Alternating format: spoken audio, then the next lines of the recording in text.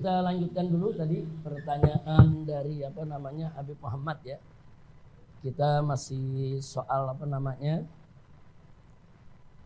soal zaitun tadi pertanyaannya. Baik ya kawan. Saya ada baca pernyataan sikap yang dibuat oleh DPP FPI ya. Soal zaitun ya kawan. Ada berapa poin waktu itu? Ada 16.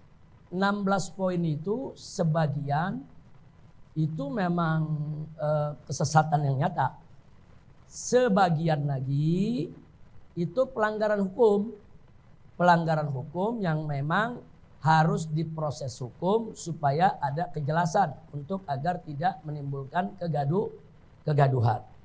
Nah, yang ingin saya garis bawahi satu.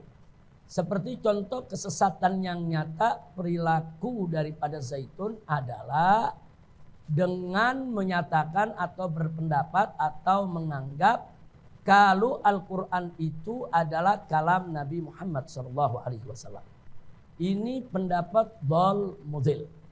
Bahkan ini pendapat bisa masuk kategori kufrun. Saudara, karena nggak ada. Ulama semua sepakat sampai Mu'tazilah sekalipun yang mengatakan bahwa Al-Quran itu adalah makhluk tetap mengatakan Al-Quran itu kalamullah. Mu'tazilah saja mengatakan Al-Quran itu makhluk, tapi tetap dia katakan kalamullah dan nggak mengatakan kalam Muhammad ya kawan. Sementara Zaitun mengatakan ini kalam Muhammad, nggak ada. Ulama justru kalau ada yang mengatakan bertanya kepada kita apa dalil kita mengatakan zaitun ini sesat gara-gara hal itu, kita kembali melontarkan pertanyaan, kita balikin. Wah, Anda sendiri punya dalil apa? Ulama mana yang mengatakan kalau Al-Quran itu adalah kalamul khalqi? Gak ada ulama yang mengatakan kalau Al-Quran itu kalam makhluk, gak ada. Al-Quran makhluk ya, itu pendapatnya Mu'tazilah. Tapi kalau Al-Quran sebagai kalam manusia, Mu'tazilah nggak pernah berpendapat sedemikian rupa. Ya. Semua sependapat bahwa Al-Quran itu adalah kalam Allah. Nah itu yang perlu kita ini kan. Apalagi dia katakan qala Rasulullah SAW fil Qur'anil Karim. Itu udah nyata-nyata menisbahkan Al-Quran sebagai kalam Nabi Muhammad SAW. Nah, tapi kalau ada mengatakan lagi, tapi Panji Gumilang mengatakan qala Rasulullah SAW wahyan fil Qur'anil Karim. Kalau dia katakan begitu, saudara, ini talaub, ini kalimat. Ini namanya talaub. Kalau kita katakan qala Rasulullah sebagai wahyu, itu hadis qudsi. Amma yarwi min rabbihi, itu sudah ada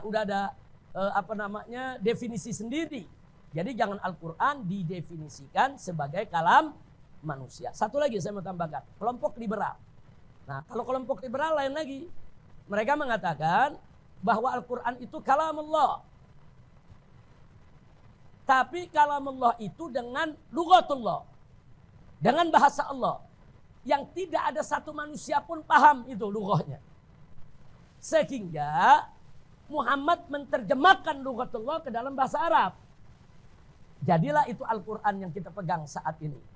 Jadi liberal di sini mengecoh kita seolah-olah mereka sama dengan kita, mengatakan ini kalam Allah. Dia bilang iya, Al-Quran itu kalam Allah. Tapi Al-Quran bahasa Arab itu tetap saja Muhammad yang menerjemahkan. Artinya kurang lebih sama dengan yang Panji bilang bicarakan, bahwa Al-Quran yang kita dapat sekarang adalah kalam Nabi Muhammad. Na'udzubillah min dzalik. Hati-hati ya kawan. Ini nggak boleh dibiarkan, dan ini bukan soal furu, bukan. Ini soal usul. Nah, kalau kita bicara usul, ini bisa mengantarkan kepada kufur. Sekurang-kurangnya mengantarkan kepada dolalah. Itu merupakan bid'atun dolalah. Jadi sudah benar. FPI bikin pernyataan poin tentang Al-Quran itu sudah benar. Ya kawan. Jadi nggak usah ragu lagi. Memang ini sesat, saudara. Nah, seperti yang tadi contoh saya katakan. Kalau kita bicara soal apa tadi? Adzan ya. Ya, adzan menghadap kiblat itu sunnah. Kalau adzan menghadap jamaah ya makruh. Memang makruh bukan sesat. Tapi kalau adzan menghadap jamaah menjadi doktrin, nah ini kita bicara doktrin. Dengan cara-cara yang sedemikian rupa. Kan ada cara-cara gitu. Saudara, cara-caranya sampai seperti kayak upacara, seperti pemandu musik, pemandu konser. Ini namanya tala'ub biddin, saudara. Jadi yang bisa mengantarkan kepada kekufuran atau kesesatannya bukan azannya, bukan menghadap jamaahnya, tapi doktrin dengan tata cara yang mengada-ngada, yang gak pernah diajarkan oleh Nabi maupun ulama salaf dan khalaf. Ya, kira-kira jelas tidak? Nah, jadi jangan nanti kita bilang azannya yang salah, jangan kita bilang wah ini sesat nih gara-gara azannya menghadap jamaah. Enggak, azan menghadap jamaah enggak sesat, saudara. Makruh, saudara, enggak sesat. Tapi kalau jadi doktrin, azan harus menghadap jamaah. Tangannya kalimat pertama harus begini, kalimat kedua harus begini, kalimat ketiga harus begini, kalimat keempat harus begini. Ini dalilnya minen. Saudara, kira-kira jelas gak? Nah, sekarang saya katakan itu doktrin. Kenapa doktrin? Karena dilakukan oleh semua santri. Itu namanya doktrin. Santri didoktrin, petugas didoktrin, guru didoktrin. Semua harus mengikuti itu. Kalau dia sudah merupakan doktrin, bid'ah dolalah. Kira-kira jelas ya? Nah, supaya kita tahu tuh cantelan bid'ahnya di mana, cantelan sesatnya tuh di mana. Sebab kalau kita nggak jelaskan nanti orang pikir masa sih azan menghadap jamaah sesat? Orang juga bingung sesatnya di mana. Nah, karena ini pernyataan sikap dan FPI memang nggak mengurai dalil, cuman poin-poin saja. Nah, kenapa nggak diurai? Kan dalam pernyataan di situ udah ada dorongan ke MUI untuk mengeluarkan fatwa. Jadi nanti MUI pada saat mengeluarkan fatwa harus ada dalil. Jangan lupa tuh. Nah, jadi kemarin bukan fatwa FPI, itu baru pernyataan sikap. Supaya MUI yang mengkaji, cantumkan dalil, keluarkan fatwanya. Ya, nah itu yang saya mau sampaikan. Jadi tala'ub biddin ini hati-hati.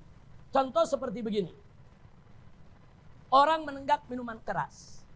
Dosa. Enggak kafir, saudara. Tapi dia nenggak minuman keras pakai baca bismillah. Bismillahirrahmanirrahim. Dia tenggak minuman keras. Bismillahirrahmanirrahim. Dia zina. Ini tala'ub biddin ya. Ini dia mempermainkan agama. Kalimat suci dipakai buat maksiat. Itu kan memperolok-olok. Itu istihza. Itu istihza. Memperolok-olok agama, saudara. Itu memperolok-olok ajaran Nabi, saudara. Itu yang seperti itu bisa mengantarkan kepada kekufuran. Atau yang lagi ramai di medsos saat ini, saudara. Orang mempertanyakan, masa sih gara-gara mimpi aja mau nyembelih anak, udah menyembelih, gara-gara mimpi nggak jadi, diketawain ya, Pak. Itu bisa kufur, dia memperolok-olok istihza biddin. Kira-kira jelas ya. Nah, jadi istihza itu juga termasuk salah satu sebab bisa mengantarkan kepada kekafiran. Na'udzubillah. Seperti menghina Nabi, sepakat ulama. Sabur Rasul, sepakat semua ulama. Ya, dari ahlus sunnahnya, di luar ahlus sunnahnya semua sepakat. Saudara, man sabbar Rasul faqad kafar. Barang siapa yang mencaci maki Nabi, maka dia sudah kafir, saudara. Nah, jadi jangan tala'ub, jangan main-main dengan agama. Agama ini bukan bahan bercandaan, bukan bahan bermain-main, bukan bahan olok-olok ya, kawan. Jadi istihza biddin itu termasuk tala'ub biddin. Atau menggunakan kalimat-kalimat Allah bukan pada tempatnya untuk menjadi bahan candaan, bahan olok-olok, itu semua tala'ub biddin. Na'udzubillah min dzalik.